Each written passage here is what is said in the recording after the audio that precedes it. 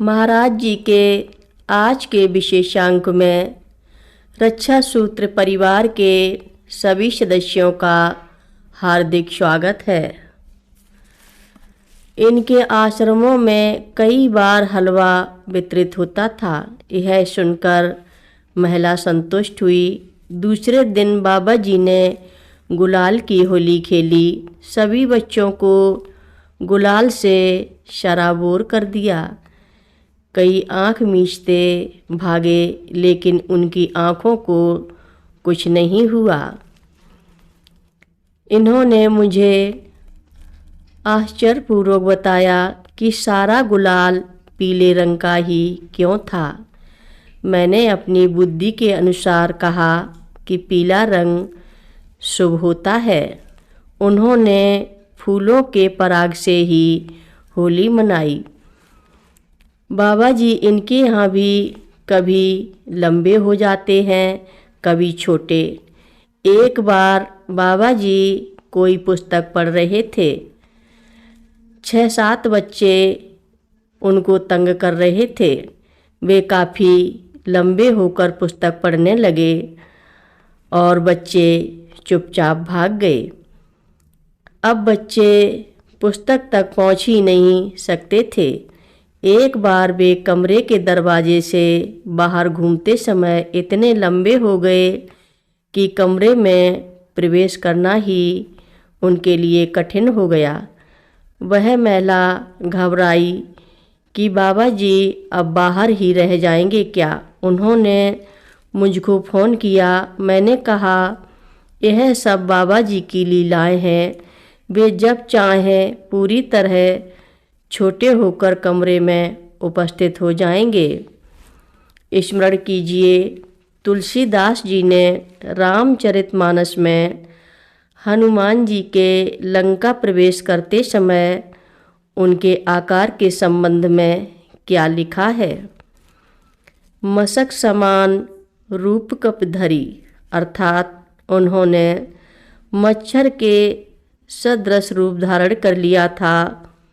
आखिर बाबा जी हनुमान जी के ही तो अवतार थे। उनको भी छोटे से छोटा और बड़े से बड़ा रूप धारण करने में क्या लगता है। आपके यहाँ भी तो वे कभी कभी बच्चा बन ही जाते हैं। अपने जीवन काल में भी उन्होंने एक बार बाल कृष्ण के रूप में ही कुछ लोगों को दर्शन दिए थे। वस्तुतः कुछ देर पश्चात बाबा जी सामान्य रूप में आकर कमरे में उपस्थित हो गए। बाबा जी यहाँ भी बाल कृष्ण की तरह लीला करते रहते हैं, सदा चंचल रहते हैं। कभी दरवाजे के बाहर जाकर झांककर अंदर देखते हैं, कभी बच्चों को अपने ऊपर बैठा लेते हैं, तो कभी स्वयं किसी बच्चे के कंधों पर सवार हो जाते हैं।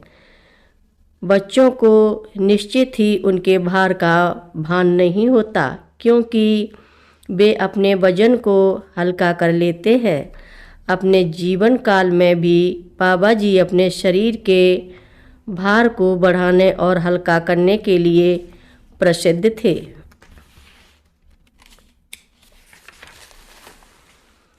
भार बढ़ाने का एक उदाहरण स्मरण हो रहा है। एक व्यक्ति उनके साथ घूमने जा रहा था। बाबा जी ने उसके कंधे पर अपना दाहिना हाथ रख छोड़ा था। उसके मन में आया कि बाबा जी को लोग हनुमान जी का अवतार बोलते हैं। ऐसा तो कुछ प्रतीत होता नहीं। अगर ये हनुमान जी होते तो मेरे कंधे की सहायता की आवश्यकता ही नहीं होती। उसके इतना सोचते ही बाबा जी के हाथ का भार बढ़ने लगा। इतना बढ़ गया कि वह व्यक्ति झुकने की स्थिति में आ गया और वह भूमि पर गिरने ही वाला था।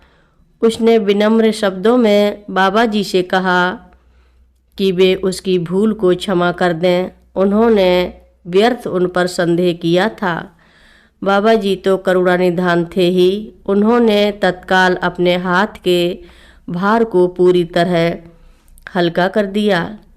प्रोफेसर के अनुसार जब मैंने यह पुस्तक लिखना आरंभ भी नहीं किया था, उसी समय बाबा जी कमरे में भूमि से ऊपर बिछी चटाई पर बैठकर एक डायरी पर सदा कुछ न कुछ लिखते रहते थे। मुझको उन्होंने बताया तो मैंने कहा कि बाबा जी सचमुच चटाई पर बैठना पसंद करते थे।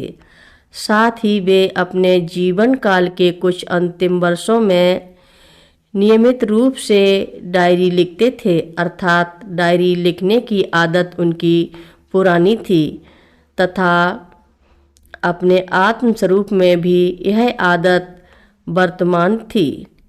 इसके अतिरिक्त बाबा जी का डायरी लिखना यह भी सूचित करता है कि मेरे द्वारा उन पर लिखा जाना था। वस्तुतः उन दिनों में बाबा जी पर उपलब्ध साहित्य पढ़ने में लगा था। बाबा जी के द्वारा डायरी लिखना आरंभ करने के कोई 15-20 दिनों पश्चात ही मैंने उन पर इस ग्रंथ का लेखन आरंभ किया दिया। कथा लंबी है, आगे की कथा सभी भक्तों को अगले भाग में सुनाएंगे। महाराज जी की कथा सुनने के लिए सभी भक्तों का धन्यवाद। महाराज जी सभी भक्तों पर अपनी विशेष कृपा बनाए रखें।